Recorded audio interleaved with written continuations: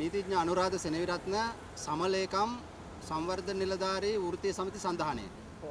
අද අපි මේ මානව හිමිකම් කොමිසම් සභාවට ආවේ 1,50,000ක් පමණ වන සංවර්ධන නිලධාරීන්ගේ වෘත්තීය ගැටලු විසඳීම සම්බන්ධ ප්‍රශ්නයකට.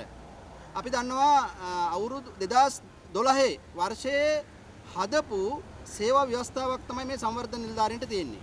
මේ සේවා ව්‍යවස්ථාව හදනකොටම විශාල අඩුපාඩු ප්‍රමාණයක් සිද්ධ වෙලා තියෙනවා. ඒ අඩුපාඩු අතර උසස් වීමේ ක්‍රමවේදයක් නැතිකම, අධිශ්‍රේණි පන්තියක් නැතිකම, ඒ වගේම අනෙකුත් සේවාවන් එක්ක සංසන්දනය කරනකොට විශාල වෙනස්කම් ප්‍රමාණයක් මේ සංවර්ධන නිලධාරී සේවා ව්‍යවස්ථාවේ තියෙනවා. ඉතින් අපි අධ්‍යයනය කරලා බලනකොට ආණ්ඩුක්‍රම ව්‍යවස්ථාවේ 3 වෙනි පරිච්ඡේදයේ 14 වෙනි ව්‍යවස්ථාවේ සඳහන් සමානාත්මතාවයේ අයිතිවාසිකම ඇතුළු මූලික අයිතිවාසිකම් රාශියක් කඩ වෙන තත්වයකින් තමයි මේ සේවා ව්‍යවස්ථාව හදලා තියෙන්නේ.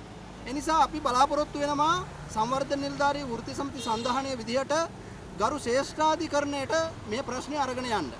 ඊට පෙර ආතුව අපි තීරණය කරා ශ්‍රී ලංකා මානව හිමිකම් කොමිෂන් සභාවට පැමිණිලි කරලා මානව හිමිකම් කොමිෂන් සභාවේ නිර්දේශත් එක්ක ගරු ශ්‍රේෂ්ඨාධිකරණයට මේ මූලික අයිතිවාසිකම් කඩවීමේ නඩුකරයකට ගමන් කරන්න. ඒ නිසා අපි මේ වෙලාවේ අද දවසේදී මානව හිමිකම් කොමිෂන් සභාවට මේ පැමිණිල්ල ඉදිරිපත් කරන්න තමයි අද දවසේ ආවේ.